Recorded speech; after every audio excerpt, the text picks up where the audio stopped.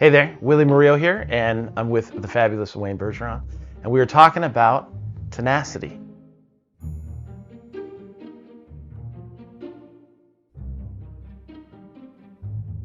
And the idea that the struggle is real. And so recently, my good friend Wayne here, who has been my mentor for like 30 years, and good friend, ran into some problems.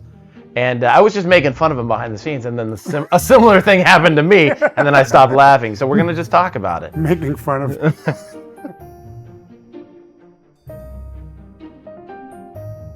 The last few years have been pretty lame for me. During the pandemic, all my work went away, of course, like everybody else's, and that was very depressing. And then 1 week later, I was diagnosed with HPV throat cancer in the base of my tongue. I had to go through chemotherapy and radiation treatments, and just as much fun as it sounds, a really good time.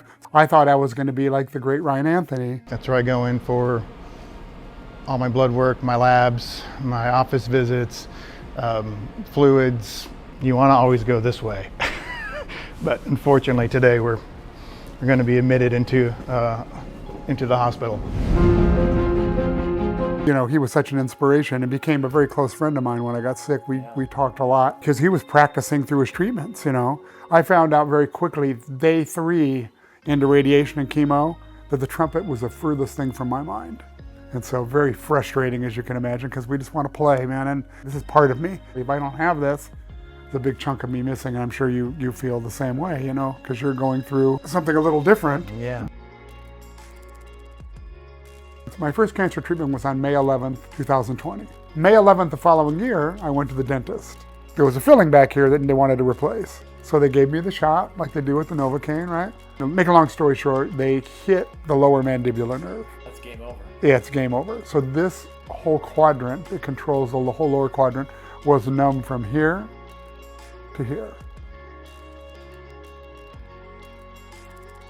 It's been over 2 years now. So I had to relearn to play twice within a 3-year period. That doesn't sound like a lot of fun. It was great fun. Really good time. Good times. I've been playing okay, but not the old Wayne. I played a gig with the Big Fat Band a few months ago in Casper, Wyoming, and we played the gig, and it's the best I'd played in 3 years.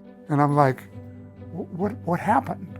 I mean, I've been practicing. I've been working at this stuff, obviously, a lot. The doctor, my new dentist, Right. I now have a new dentist. Yeah, I would think. Dr. Gary O'Brien, who is a great dentist, and used to play trumpet and understands us, you know. I go to him now too because of you. He told me 1 to 2 years to heal for nerve damage.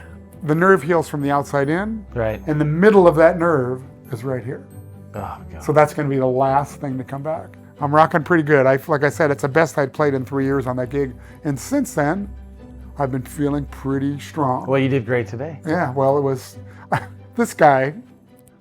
He calls me to ask me, we'll get into his problems in a minute, but he calls and asks me to come record some stuff for him today because he's going through a chop thing himself right now. And I have to play tonight. And I said, well, is this stuff hard? He goes, oh man, no, it's easy. And I get here, and it's like a bunch of high A's and G sharps and G's. You'll be fine. Yeah, and a bunch of technically fast runs. And go, oh, yeah, this is really easy for him, maybe. But I'm 65. It's hard for me. My story is not nearly as dramatic, but it was definitely a whole thing for me, like personally, because this is what we love, not the cornet, but but this is what we love. It's what we do, and there's a lot of our identity wrapped up in it. So I did a gig, and it was freezing cold outside. Winds are blowing, and I could feel like the thing, you know? And so I get home, and I'm just like trying to thaw out. About 2 a.m, I wake up, and you know how like you get up and you kind of go, or you're just moving around, and you can feel like, oh, I'm tight or something like that. And I go, oh, that feels different. Sure enough, I wake up for real, 7, 8 a.m, whatever it was. And I get up and I go, and I can't move the right side of my face. It's frozen. Oh my God. And so I feel it and I go, and immediately I know what it is. Right.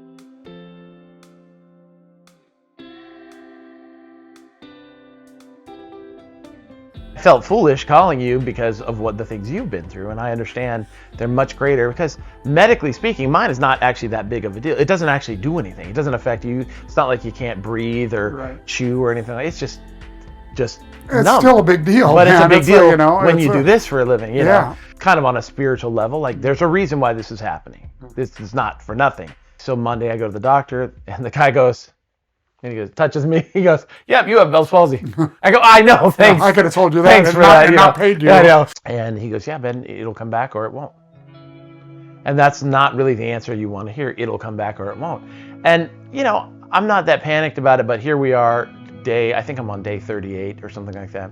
You know, I can sort of play.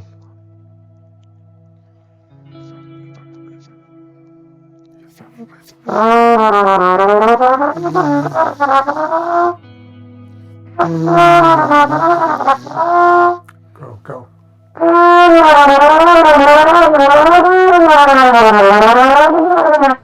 Yeah, so see, if So that was, you can't control that muscle on that side. yeah, you and know? it just kind of puffs. This could take 6 weeks. It could take 6 months. It could take 6 years. Doc Severinsen went through Bell's palsy. I don't know Yeah. if you knew that. And George Graham did as well. Both came back strong. Yeah, so I got on the phone with Bobby Shue, had a great Zoom call with Bobby Shue.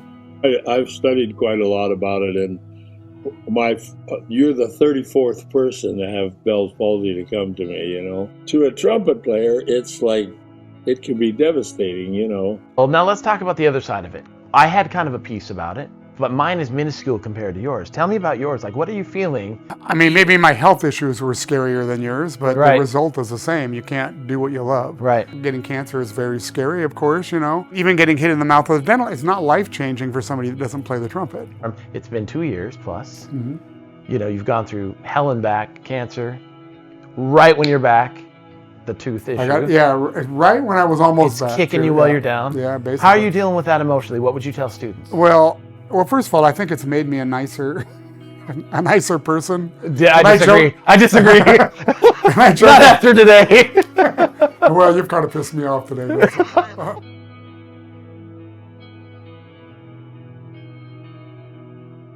I know personally it's made me a different person, because when you're faced with a life-threatening situation, first of all, and then a career-affecting one as well, I mean, you become very vulnerable. I cried. Man, I felt sorry for myself for a while, and we were looking at worst case. What if I can't play again? And then I got to figure out what I can do, because unlike you know, you are a producer, you write music and you sing, and you've got a few things to fall back on. I don't really. I mean, I have some skills. I can hang a door.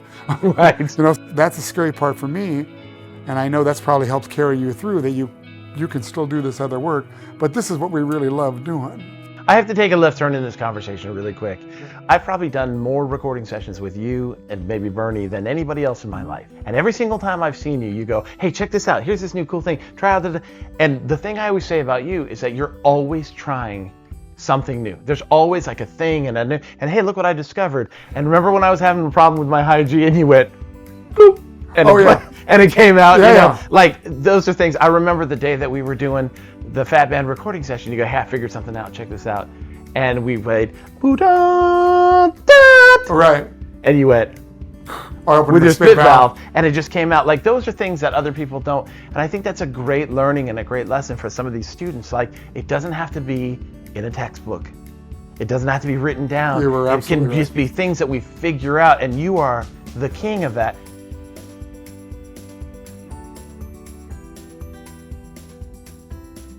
It's just outside the box thinking a little bit too. I was really having a hard time playing high G. I started experimenting around with playing a G and then pushing down 2 and 3 and having the sound come out of this tube. And I was landing perfect high Gs just like that. So then I would do that, then I would open it up so it would come out of the bell.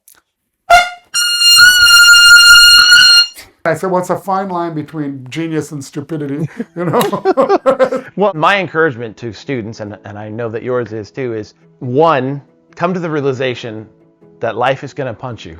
And if you stay in it long enough and you have the tenacity and temerity to just keep going, try new stuff. Don't be afraid to seek advice either.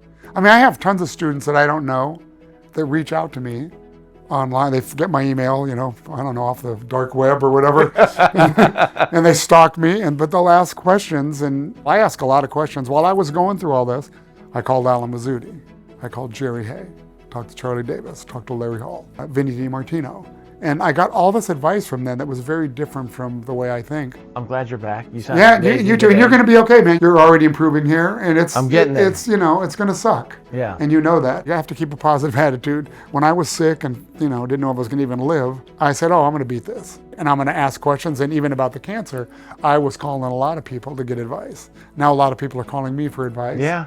That are getting And you're paying it forward.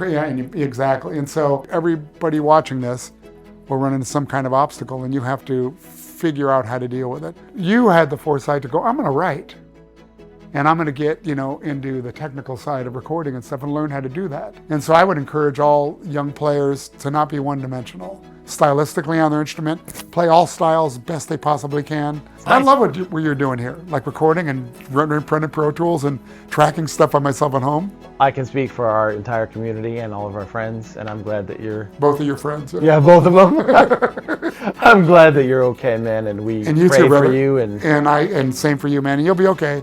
It's coming. I could just tell by I squeezed it, Yeah. and it was better. So this is going to get strengthened, and when Yeah. we're done here, I'm going to actually show you a couple other things to help activate that a little bit. Right on. Signing.